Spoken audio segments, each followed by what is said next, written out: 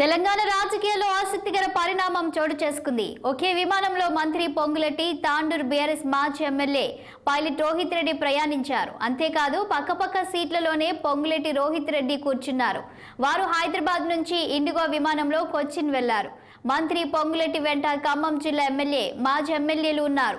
వారితో పాటు అదే విమానంలో పైలట్ రోహిత్ రెడ్డి వెళ్లడం చర్చనీయాంశమైంది.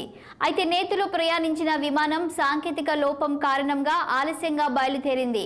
టేకాఫ్ కోసం రన్వేపై ఫ్లైట్ నిలిచిపోవడంతో వారి ప్రయాణానికి ఆటంకం ఏర్పడింది. ఇక ఇదే అంశంపై మరింత సమాచారం మా పొలిటికల్ బ్యూరో చీఫ్ రామ్ అందిస్తారు.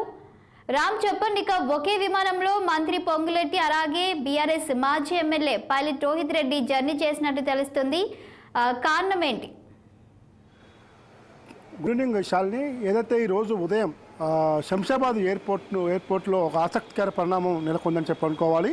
నిన్న ఏదైతే లోక్సభ ఎన్నికలు రాష్ట్రంలో తెలంగాణలోని 17 లోక్సభ స్థానాలకి సికింద్రాబాద్ కంటోన్మెంట్ అసెంబ్లీ ఉప ఎన్నికకు పోలింగ్ ప్రశాంతంగా ముగిసింది. దీంతో రాజకీయ నేతలందరూ కూడా రిలాక్స్ అయ్యారు.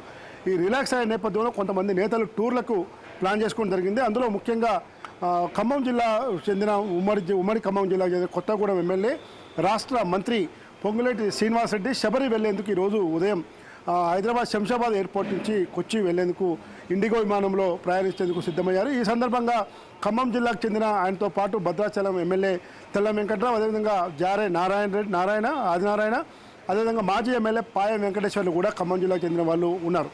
అయితే వీళ్ళు ముగ్గురు ఒకవైపు అయితే మరొక ఆసక్తికర పరిణామం రాజకీయాల్లో పెద్ద ఎత్తున కూడా చర్చనీయాంశమైంది. చర్చ కూడా దారితీసింది. ఈ ప్రస్తుత పరిస్థితుల్లో తాండూరు బీఆర్ఎస్ పార్టీ మాజీ ఎమ్మెల్యే పైలట్ రోహిత్ రెడ్డి కూడా అదే విమానంలో పొంగులేటి శ్రీనివాసరెడ్డి పక్కనే కూర్చోవడం అనేది కొంత రాజకీయంగా చర్చకు దారితీసింది. అతను కూడా శబరికి వెళ్తున్నాడు. ఈ నెల ఎల్లుండి నైట్ మళ్ళీ హైదరాబాద్కు వస్తున్నాడు. ఆ తర్వాత ఆఫ్రికా టూర్ కూడా వెళ్తూ ఉన్నాడు.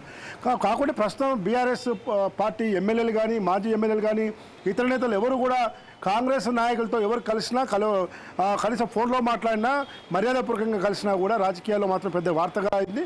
ఇప్పటికే మెదక్ జిల్లాకు చెందిన 4 ఎమ్మెల్యేలు, కొత్త ప్రభాకర్ రెడ్డి, సునీతా లక్ష్మారెడ్డి, అదేవిధంగా జయరావుతో పాటు పట్టంచెరు ఎమ్మెల్యే కూడా మైపారెడ్డి, ఈ 4 కూడా నియోజకవర్గాల అభివృద్ధి, ప్రోటోకాల్ సమస్యల పేరుతో ఇబ్బంది ముఖ్యమంత్రి రేవంత్ రెడ్డిని గతంలో కలిశారు. ఆ తర్వాత రాజనగర్ ఎమ్మెల్యే ప్రకాష్ గౌడ్ అభివృద్ధి పనుల పేరుతో ముఖ్యమంత్రి రేవంత్ రెడ్డి కలిశారు.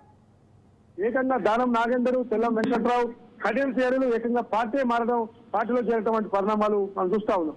కాబట్టి ఈరోజు కాంగ్రెస్ పార్టీ బీఆర్ఎస్ పార్టీల మధ్య ఏదైతే మీ ఎమ్మెల్యేలు మాతో టచ్లో ఉన్నారని, లేదు బీఆర్ఎస్ పార్టీ ఎమ్మెల్యేలు మాతో టచ్లో ఉన్నారు, కాంగ్రెస్ ఎమ్మెల్యేలు మాతో టచ్లో ఉన్నారని చెప్పి బీఆర్ఎస్ వాళ్ళు ఒకరిపై ఒకరు ఈ విధంగా కామెంట్స్ చేసుకోవడం కొంత రాష్ట్ర రాజకీయ వర్గాల్లో చర్చనీయాంశమైంది. రేపు లోక్సభ ఫలితాల తర్వాత రాష్ట్రంలో రాజకీయ పరిణామాలు వేగంగా ఉంటాయి. ఖచ్చితంగా రేవంత్ రెడ్డి బీజేపీలోకి జంప్ అవుతారని చెప్పి మరోవైపు చర్చ జరగడం, ఇట్లా ఈ విధంగా బీఆర్ఎస్ నేతలు, బీఆర్ఎస్ మాజీ ఎమ్మెల్యేలు కానీ ఎమ్మెల్యేలు కానీ ఈ విధంగా కాంగ్రెస్ నేతలతో మాట్లాడటం కానీ, కలవటం కానీ, ఒకే బస్సులో ప్రయాణం చేసినా, ఒకే ట్రైన్లో ప్రయాణం చేసినా, ఒకే విమానంలో ప్రయాణం చేసినా ఈ విధంగా రాజకీయమైన చర్చ జరుగుతూ ఉంది. కాబట్టి ఈరోజు పైలట్ రోహిత్ రెడ్డి, పొంగులేటి శ్రీనివాసరెడ్డిలు కూడా ఇండిగో విమానంలో కొచ్చిన్కి వెళ్ళడం అనేది పెద్ద ఎత్తున రాజకీయంగా ఇటు సోషల్ మీడియాలో కానీ ఇతర మాధ్యమాల్లో కూడా పెద్ద ఎత్తున ప్రచారం జరుగుతూ ఉంది. పైలట్ రోహిత్ రెడ్డి మాత్రం ఆ వార్తల్ని తీవ్రంగా ఖండిస్తూ ఉన్నారు. తాను వ్యక్తిగతంగా అదే సమయానికి ఉన్న ఇండిగో ఫ్లైట్ నేను బుక్ చేసుకున్నాను కాబట్టి వ్యక్తిగతంగానే శబరి వెళ్తున్నాను. శబరి వెళ్ళి మళ్ళీ 16వ తేదీ నైటు హైదరాబాద్కు వచ్చి 16వ తేదీ తర్వాత మళ్ళీ ఆఫ్రికా కూడా వెళ్తున్నాను కాబట్టి జూన్ 4న మళ్ళీ హైదరాబాద్కు తిరిగి వస్తానని చెప్పి ఆయన చెప్తున్నారు. ఇలాంటి వార్తలు ఎవరు కూడా నమ్మొద్దు అని చెప్పి నేను ఖచ్చితంగా బీఆర్ఎస్ పార్టీ కార్యకర్తగా ఉంటాను. మొన్న ఎన్నికల్లో కూడా బీఆర్ఎస్ పార్టీ కార్యకర్తగా నా శక్తివంచన లేకుండా పనిచేశానని చెప్తున్నాడు. అటు పొంగులేటి శ్రీనివాసరెడ్డి వర్గీయులు కానీ, పొంగులేటి వర్గం కానీ ఎవరు కూడా దీని మీద మాట్లాడడానికి ముందుకు రావటం లేదు. Shalini, thank you Ram.